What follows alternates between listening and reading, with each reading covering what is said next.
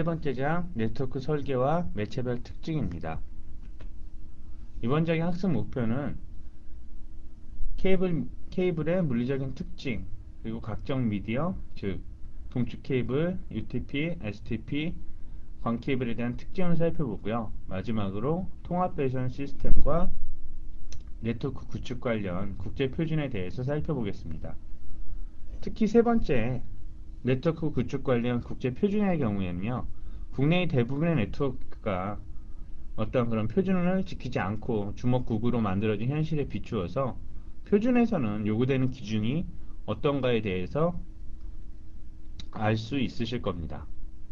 케이블의 물리적인 특징은 뭐 전기공학이나 전자기학 아니면 뭐 반도체 공학에서 다루는 게 더 맞지만 네트워크 엔지니어로서 기본적으로 뭐 이해해야 할 부분을 정리해 봤습니다. 쉽지는 않은데요. 그냥 이런 게 있다. 이 정도를 생각을 하시면 됩니다. 첫 번째 전달 지연, 프로퍼게이션 딜레이라고 그러는데요. UTP 케이블의 각각의 페어가 그 꼬임 정도가 다르기 때문에 페어 간의 그 신호 전달 속도가 차이가 생기면서 발생하는 지연을 말합니다. 여기서 페어의 뜻은 UTP 케이블을 보시면 내부를 보시면 8개의 실선으로 만들어져 있습니다. 근데 8개의 선이 각각 2개씩 서로 꼬여서 4개의 페어로 가지고 있죠. 두 번째, 지연 스큐. 지연 스큐는 딜레이 스큐라고 그러는데요. 그 UTP 케이블에서 어떤 그 4개의 페어 중에서 신호가 제일 빨리 가는 페어와 제일 느린 페어 간의 그 지연 차이를 말합니다. 세 번째, 근단노화. 넥스트라고 더 많이 쓰죠. 니어 앤 크로스토크인데요. 여기서 케이블이 조밀하게 꼬여 있으면 상쇄 효과가 커지기 때문에 데이터의 전송 속도가 높아집니다. 반대로 그 케이블이 조밀하게 꼬여 있지 않으면 크로스토크가 발생하는데요. 어떤 그 보통 전화를 할 때 아주 뭐 요즘은 그런 일이 별로 없지만 그 저와 통화하는 상대방 외에 다른 사람의 목소리 들리는 게 있죠. 이게 크로스토크죠. 여기 네트워크에서도 똑같습니다. 즉 전송을 해야 되는 데이터가 있는데 이 데이터 말고 다른 데이터, 즉 다른 신호가 제 그 케이블에 들어오게 돼서 그 신호 전달에 문제가 생기는 때를 말합니다. 감쇄, 즉 신호가 약해지는 것을 말하죠. 신호가 약해지는 이유는 크게 두 가지 이유가 있습니다. 표피 효과와 유전 손실, 스킨 임팩트와 다이렉트릭 로스가 있다. 이렇게 기억을 하시면 됩니다. 그리고 밴드위스, 대역폭인데요. 케이블이 전송할 수 있는 최대 데이터 양을 얘기를 합니다. 임피던스, 정기적인 신호를 전송하는 케이블 고유의 정기적인 저항값이라고 기억을 해주십시오. 그럼 두 번째 섹션, 케이블의 종류와 특성입니다. 이 부분은 CCNA 시험에 반드시 출제가 되니까요. 그 해당 미디어별, 즉 뭐 동축 아니면 뭐 UTP, STP 이런 식으로 꼭 구분해서 잘 기억해 주시기 바랍니다. 그림에서 동축 케이블의 구조를 살펴보면요. 내부의 도체가 외부에 이러한 절연 피복으로 쌓여져 있어서 중앙에 구리선에 흐르는 전기 신호를 외부의 그 절연체가 보호해서 아날로그 또는 디지털 신호를 전송하는 역할을 전송을 해주게 됩니다. 그리고 UTP 케이블 제일 많이 사용하죠. UTP는 Unshielded Twisted Pair, 즉 쉴드가 없는 트위스트 페어 케이블이다. 그 뜻이고요. 랭용 데이터 전송 케이블이며 그 종류는 전송 속도와 용량에 따라서 캐테고리 3, 5, 5 Enhanced, 6 등으로 구분이 됩니다. 보시는 것처럼 8개의 실선이 있죠. 8개의 실선이 그 서로 꼬여 있습니다. 그래서 이렇게 전체 4개의 페어로 구성이 되어 있고요. 4개의 페어는 상호 복합적으로 정기적인 특성을 보완합니다. 아까 말씀드린 뭐 넥스트나 그런 그 여러 가지 케이블 특징들이 있었죠. 그런 점을 보완해 줍니다. 근데 UTP의 단점은 정기적인 노이즈나 전자기 장애, 즉 EMI, 일렉트로닉 magnetic interference, 그 전자기 장애에 약하다는 단점을 가지고 있습니다. 교재 97페이지 표 3의 1에 보시면 카테고리 1부터 7까지의 UTP 케이블에 대한 특징을 정리했으니까요. 참고하시기 바랍니다. 두 번째로 UTP 케이블의 주의점인데요. UTP는 워낙 많이 사용하기 때문에 제가 그 UTP를 사용할 때 주의점을 한번 정리해 봤습니다. 주변에서 흔히 보는 네트워크, 뭐 학교나 사무실, 뭐 게임방이 될 수도 있겠죠. 그런데 UTP 케이블링과 비교해서 이러한 원칙이 얼마나 지켜졌나 한번 확인해 보시기 바랍니다. 첫 번째는 뭐 직사완성이나 햇빛이나 습기에는 사용하면 안 된다. 뭐 두 번째, 전자기 장애, EMI와 관련해서 형광등, 발전기, 모터와는 충분한 공간이 있어야 된다. 그리고 실제 설치 공간의 길이는 90m, 각 페어의 풀림 길이는 뭐 11에서 13mm, 뭐 외부 피부의 탈피 길이는 25mm. 말이 좀 어려운데요. 이 앞장을 보시면 요 외부 피복 있죠?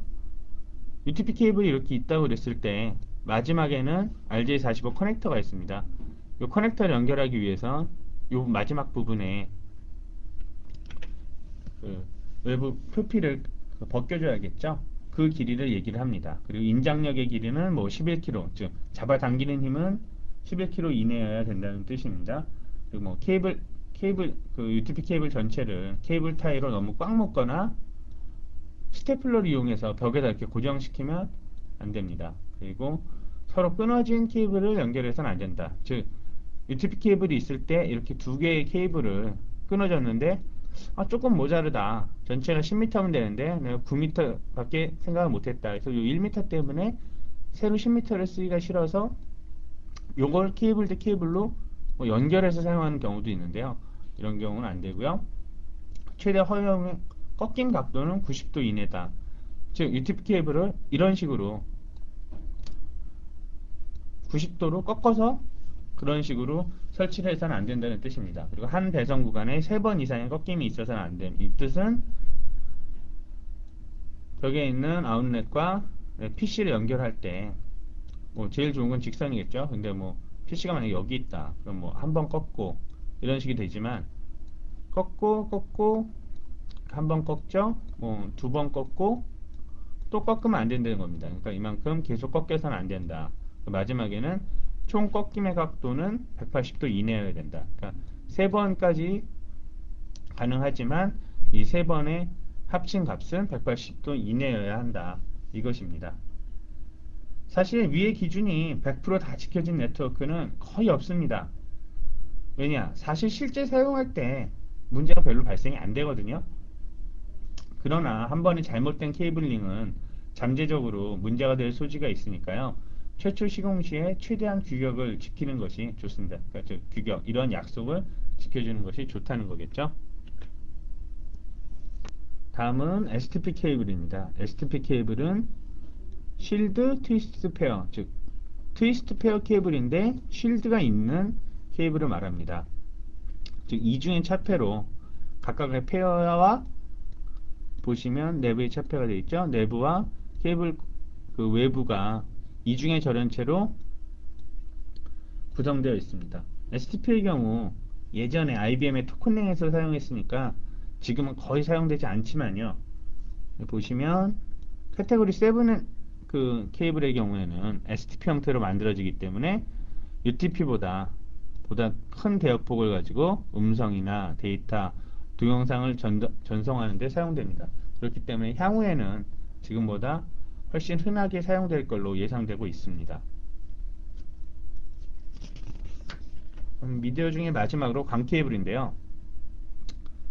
광 케이블은 크게 두 가지, 멀티 모드와 싱글 모드로 구분이 됩니다. 케이블의 구조를 먼저 보시면요. 그 케이블의 중앙에는 유리 섬유가 있어서 광신호를 전달을 해주고요. 외부에는 플라스틱 피복이 있죠. 두 번째 그림을 보시면 싱글 모드와 멀티 모드를 구분하실 수가 있으신데요.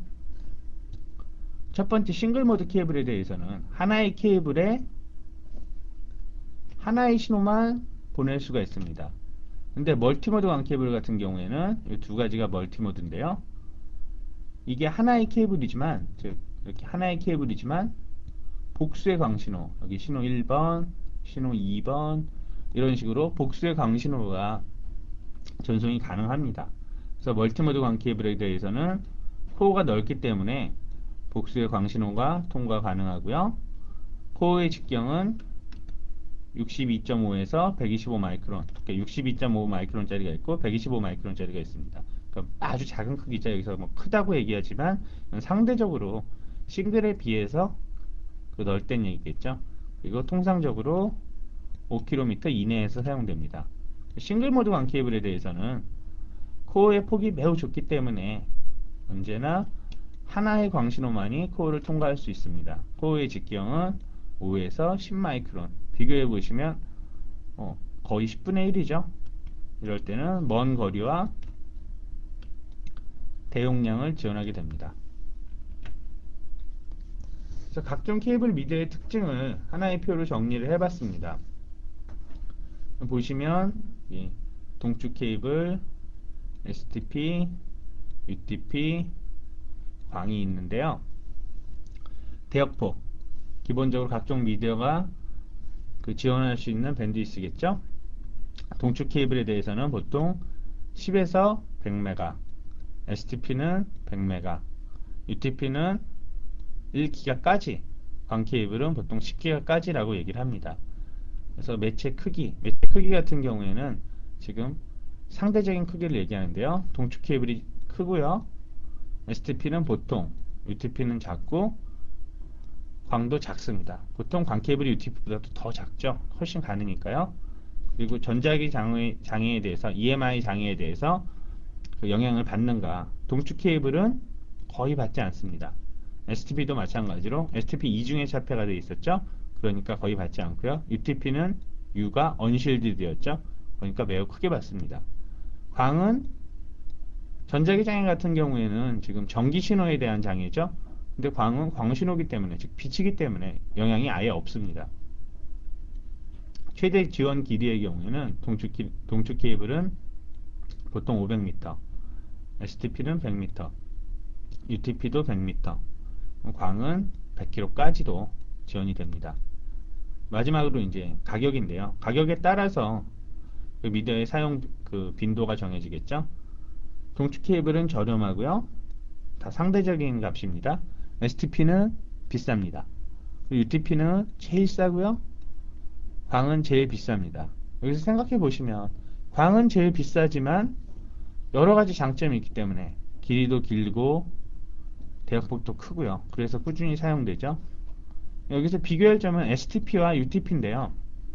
비교해 보시면 아까 STP의 경우에선 쉴드가 있어서 EMI 장애를 받지 않는다. 근데 UTP는 쉴드가 없기 때문에 EMI 장애를 많이 받는다. 이렇게 말씀을 드렸죠. 근데 여기서 비교점이 가격이 차이가 있기 때문에 워낙 싸고 비싸기 때문에 STP는 거의 사용되지 않았고 대세는 거의 UTP가 사용이 되었습니다. 유럽의 경우에서는 사실 이 EMI 문제를 상당히 민감하게 생각을 하거든요. 그래서 UTP를 사용을 하더라도 그 EMI를 막을 수 있는 그런 또 보호 덮개 같은 거를 충분히 꼭 시공을 해야 된다. 이런 식으로 얘기를 합니다. 세 번째 섹션으로 통합 배선 시스템과 네트워크 구축 관련 표준입니다.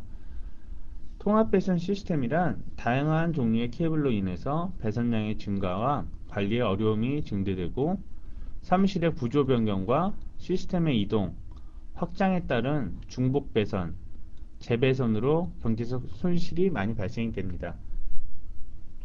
그랬을 때 통합 배선 시스템을 사용하게 되면 건물의 내부와 건물 간에 요구되는 각종 통신망을 일원화해서요 신속하게 구축하고 구축 후에도 쉽게 관리를 할 수 있습니다. 그래서 통합 배선 시스템의 범위는요 음성 통신을 위한, 즉 전화를 위한 전화 배선과 데이터 통신을 위한 램 배선 계통으로 구분이 됩니다. 다음은 통합 배선 시스템 관련 표준입니다.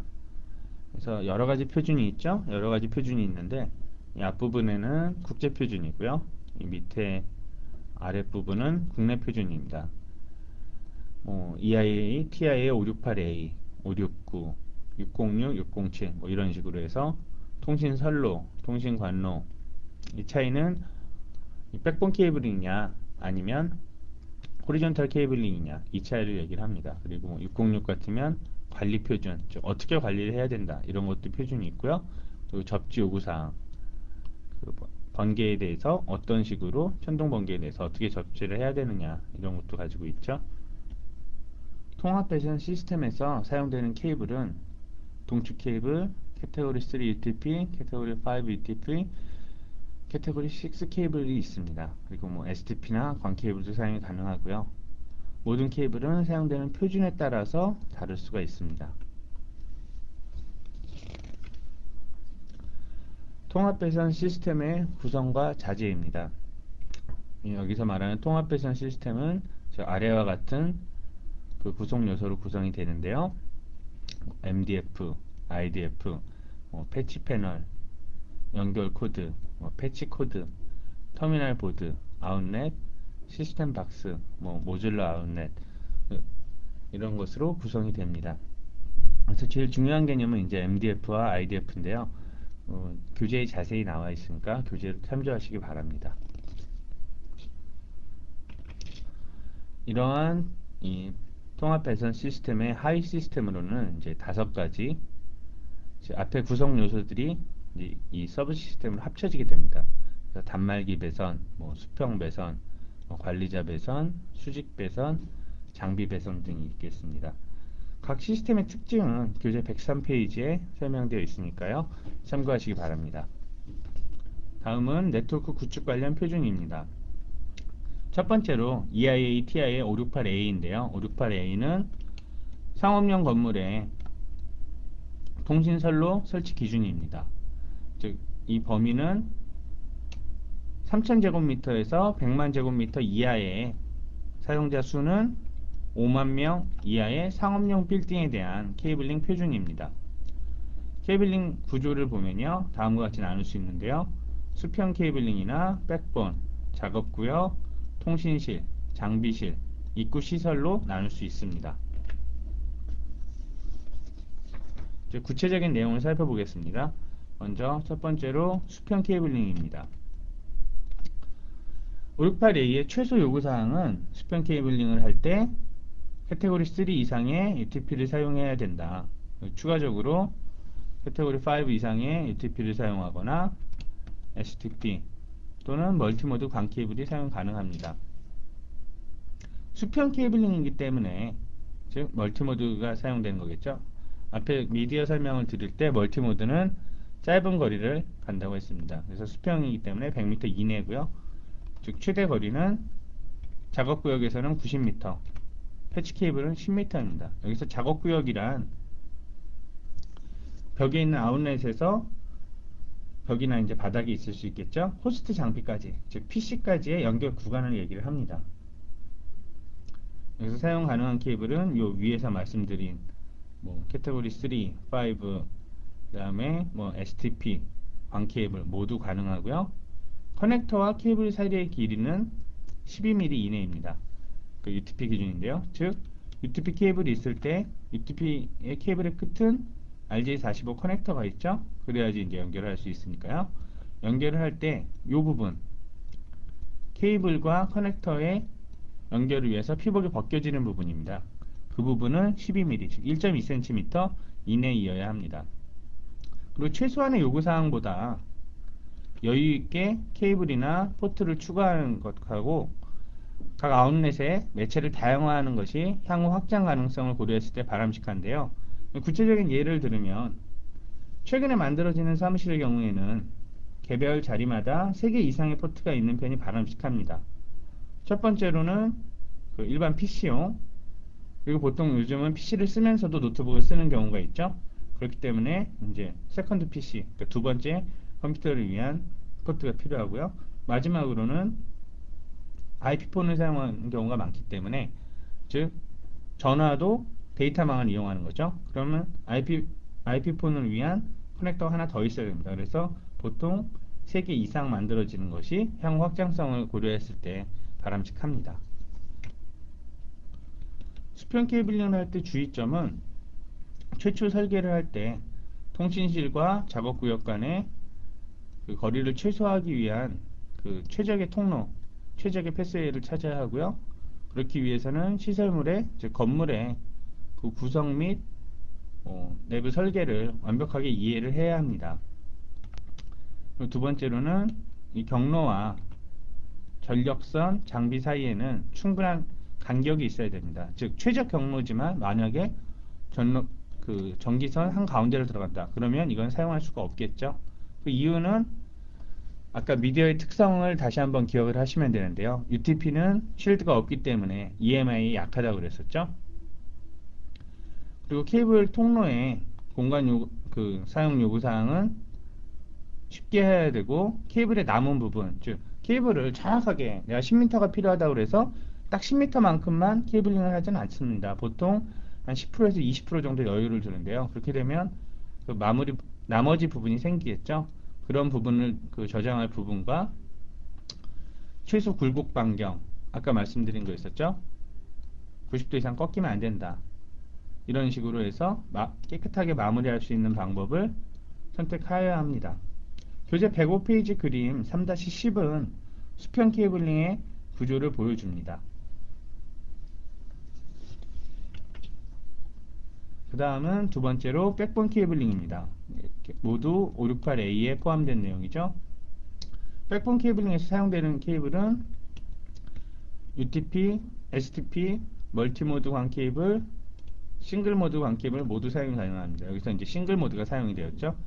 최대 거리는 UTP의 경우는 최대 800m, STP의 경우는 700m, 멀티모드 광 케이블은 2000m, 싱글 모드 광 케이블은 3000m입니다. 그래서 헷갈려 하시는 경우도 있는데요. 이건 지금 보통 이더넷의 특징을 생각을 하실 때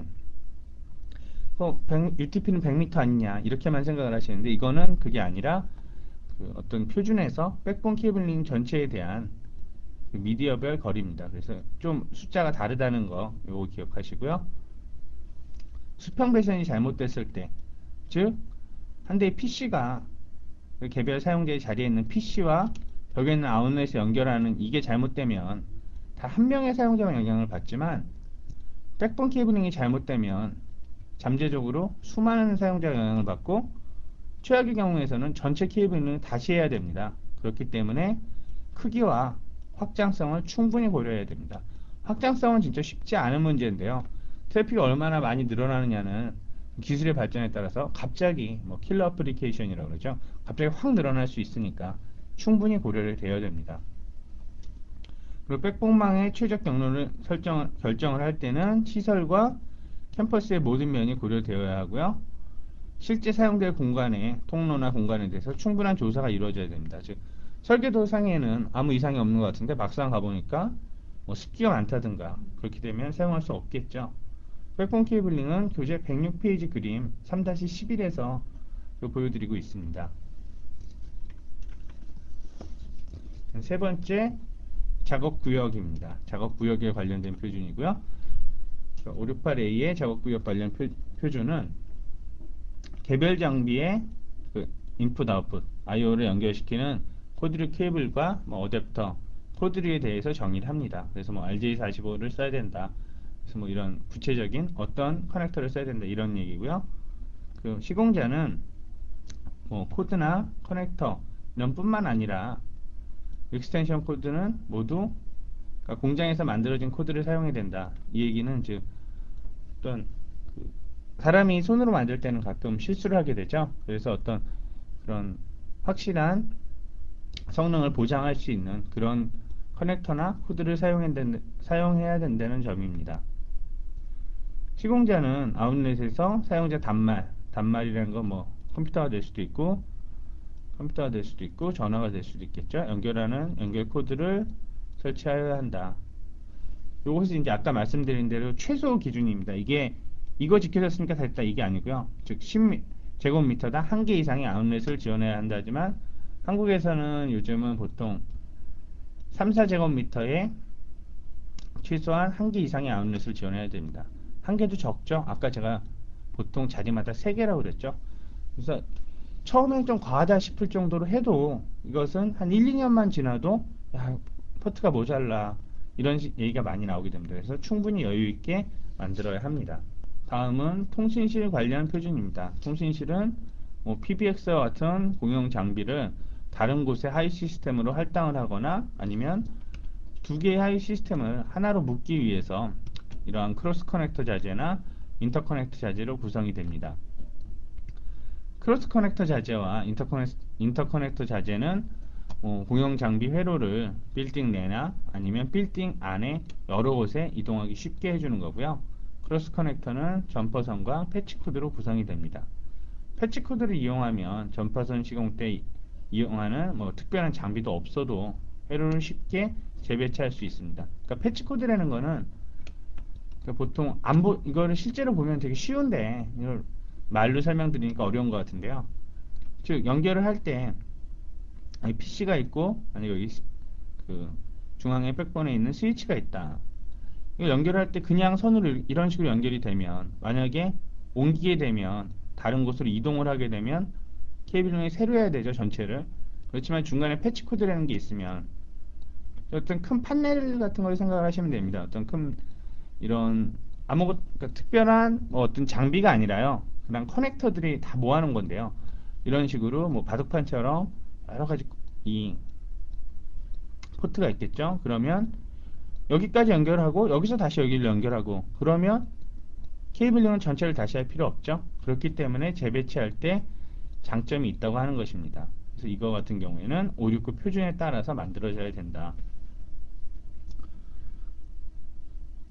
그리고 또 통신실은 그 건물의 크기에 따라서 최소한의 통신을 규정을 하기도 합니다. 이게 바로 569 표준인데요. 교재 107페이지에 그림 3-12와 표 3-4를 확인하시면 그 구체적인 그 크기가 나와 있습니다. 마지막으로 장비실과 입구 시설 관련 표준입니다. 장비실은 케이블과 커넥터, 장비실 관련 지원 자재로 구성이 되고요. 장비실 자체는 EIA, TIA 569 표준에 따라서 만들어져야 합니다.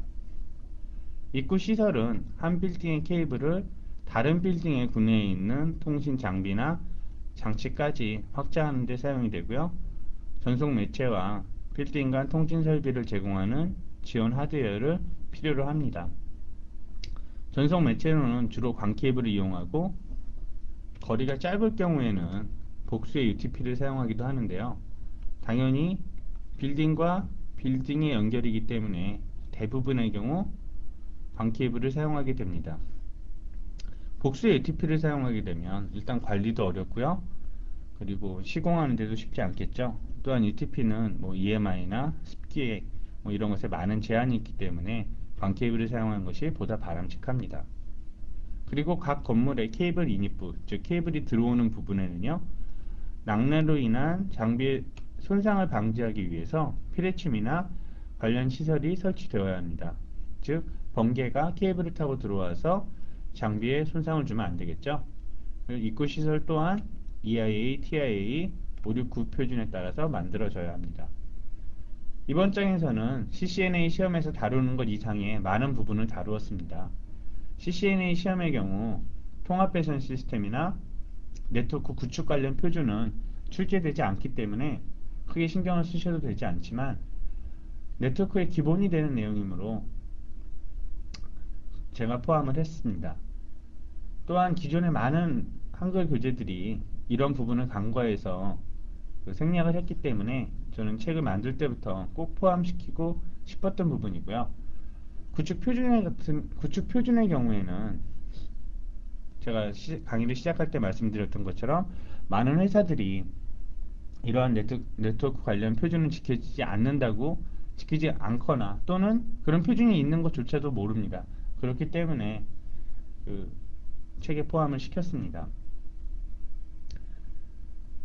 그리고 이제 구체적인 구축 표준의 경우에는 교재 부록 CD에 제가 수록을 했거든요. 그러니까 상세한 내용은 부록 CD를 참고하시기 바랍니다.